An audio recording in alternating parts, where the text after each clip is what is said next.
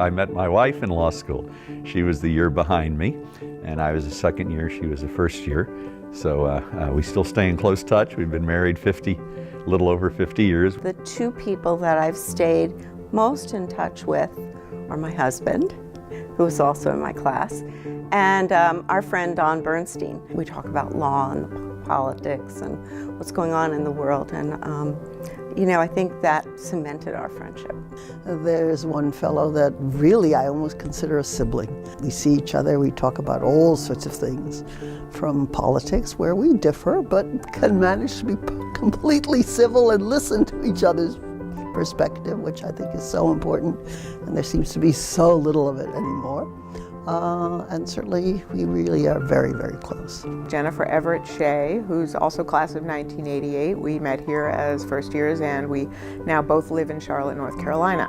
We were both active participants in the law school musical, and so at the time, obviously, our conversations that didn't center around law-related things like job hunting and legal profession were about, you know, music and theater and so forth. And 30 years later, we still talk about music. So my person is Shaitan Menzie.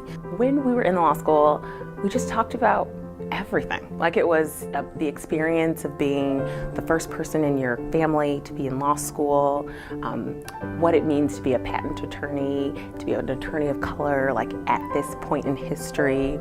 We were on the BALSA leadership team at the same time, so we talked both tactically and strategically about what our student group should be doing and what we meant for the law school community and the broader Chicago community. She was just one of my people here in the law school.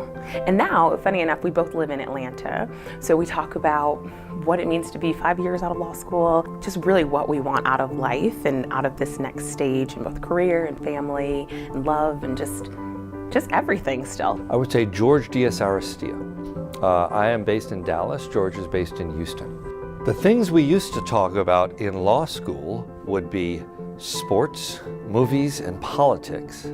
The things we talk about now, 35 years later, would be our children and our spouses. You know, I think it's interesting when you take a little time away, you realize like what the new movie is doesn't really last very much, right? But family lasts, and a little bit just kind of being with one another. It's really cool to be at these reunions. I've been fortunate to have attended a few, because you immediately kind of bring back that sense of actually family. It's quite special.